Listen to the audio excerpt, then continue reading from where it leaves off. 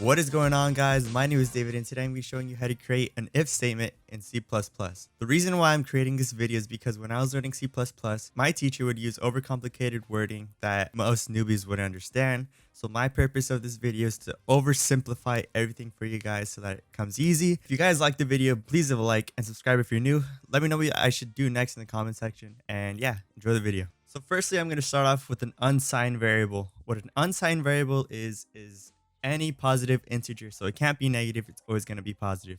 Next, I'm going to name my variable choice, and then we're going to create a little menu for a bank. So we're going to say cout, welcome to the bank, and then next we're going to say, what would you like to do today? And we're going to prompt the user with a simple bank menu that says 1 for checkings, 2 for deposit, 3 for withdrawal, and 4 for choice.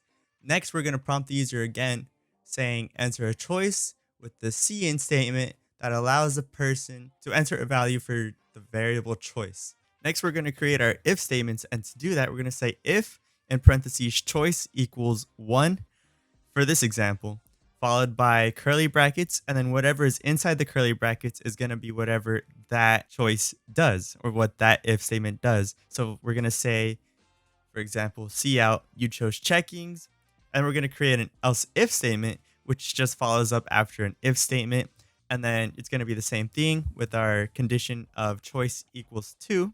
So if the user sets choice equal to 2, then whatever's inside the curly brackets is going to be whatever that is. So we're going to say you chose deposit and so forth with choice number 3 and 4. We're going to say you chose withdraw and you chose quit. So when we run our code, it's going to compile what we just wrote, and it's going to say, welcome to the bank. What would you like to do today? And it's going to give us the list that we just created, and it's going to prompt us to enter a choice. So if we put 1, it's going to say you chose checkings. Now it's going to, if we look over here, it's going to say we chose checkings for our choice number 1. So if you run it again, put 2, it's going to say you chose deposit, just like how it says there. And it's going to work for the rest. So yeah, if you found this video helpful, please leave a like and consider subscribing. And yeah, peace out.